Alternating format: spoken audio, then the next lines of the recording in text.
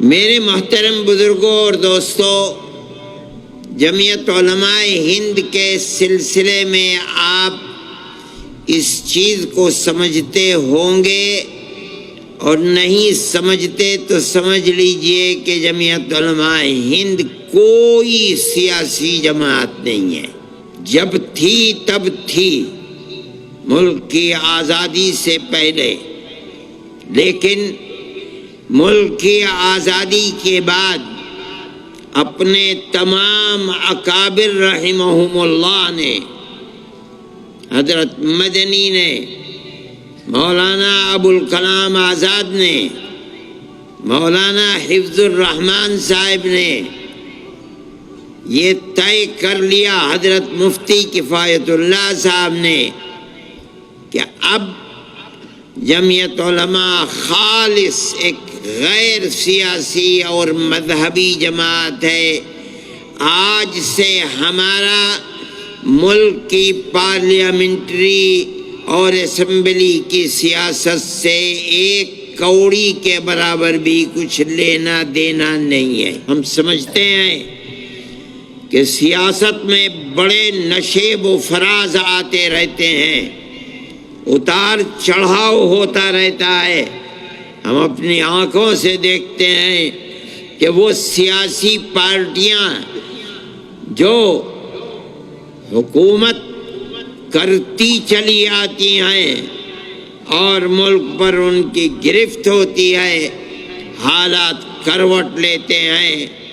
جو کل اقتدار میں تھیں آج اقتدار کی کرسی سے محروم ہو جاتی ہیں، اور وہ سیاسی پارٹیاں جو اقتدار کے دائرے سے باہر تھیں، حالات نے کروٹ لی اور وہ اقتدار پر آ کر بیٹھ جاتی ہیں۔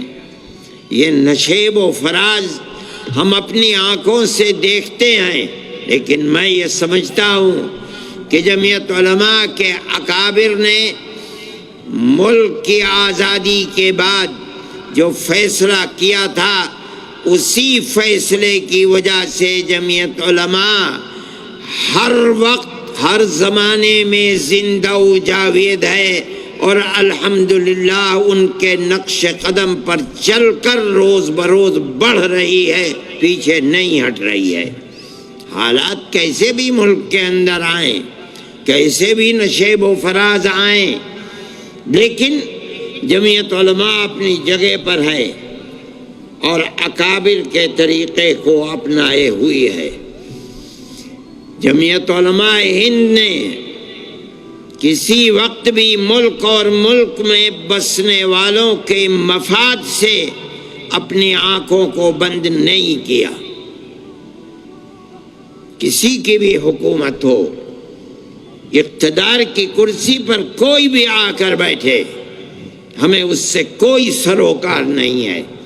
ہم جس چیز کو ملک اور ملک میں بسنے والی قوم کے حق میں سمجھتے ہیں، ہمیشہ جمعیت علماء ہند نے آواز کو بلند کیا ہے، اور اپنے ملک اور قوم کی خدمت کے لیے جس چیز کو حق سمجھا ہے اس کو کہا ہے اور اس کے لیے کام کیا ہے۔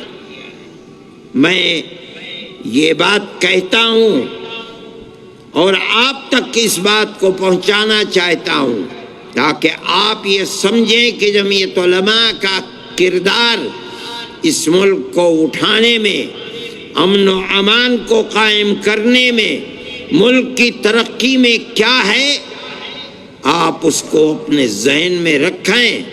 اس لیے کہ جس قوم کو اپنے بزرگوں کی تاریخ سے ناواقفیت ہوتی ہے اور وہ اپنے پوروجوں کی تاریخ اور قربانیوں سے ناآشنا ہوتی ہے، وہ قوم اپنے مستقبل کے لیے اپنے صحیح رخ کو کبھی اختیار نہیں کر پاتی۔ آپ کو سمجھنا چاہیے کہ بزرگوں نے دیا کیا ہے۔ میں کہتا ہوں کہ ملک آزاد ہوا، لیکن ملک آزادی کے ساتھ تقسیم بھی ہو گیا۔ آزادی جیسے جیسے جمعیت علماء ہند کے اکابر کو نظر آتی تھی، کہ ملک آزادی کی طرف چل رہا ہے۔ مفتی کفایت اللہ صاحب، مولانا مدنی، مولانا ابوالکلام آزاد، مولانا حفظ الرحمان سوہاروی برابر مہاتما گاندھی سے، موتی لال نہرو سے، جواہر لال نہرو سے برابر یہ وعدہ لیتے چلتے تھے کہ ہمیں بتاؤ کہ ملک آزاد ہوگا تو ملک کا دستور کیا بنے گا؟ کیا ملک ہندو راشٹر بنے گا یا ملک کا دستور سیکولر دستور بنے گا؟ اور تجاویز موجود ہیں۔ سن 46 کا کانگریس کا بلٹن موجود ہے، ہمارے پاس کانگریس کے جواب موجود ہیں، آج بھی موجود ہیں، جن میں کانگریس کمیٹی، اس کی ورکنگ کمیٹیاں، اس کے عام اجلاس برابر ہمارے خطوط کا جواب دیتے ہیں اور یہ وعدہ کرتے چلتے ہیں کہ ملک آزاد ہوگا تو ملک کا دستور سیکولر دستور ہوگا۔ اب ملک آزاد ہوا، بدقسمتی سے آزادی کے بعد ملک تقسیم ہو گیا اور ایک جماعت نے اسلام کے نام کے اوپر ملک کے تقسیم کرنے کا مطالبہ کیا۔ ہمارے اکابر نے اس کی مخالفت کی، ان کے گلے میں جوتوں کا ہار ڈالا گیا، ان کی ٹوپیوں کو اچھالا گیا، ان کی پگڑیوں کو پامال کیا گیا، مگر انہوں نے اپنی قوم اور اپنے ملک کے لیے جس نظریے کو حق سمجھا تھا ہر چیز کو برداشت کیا، مگر ایک بال برابر ان کے پیر میں جنبش نہیں آئی۔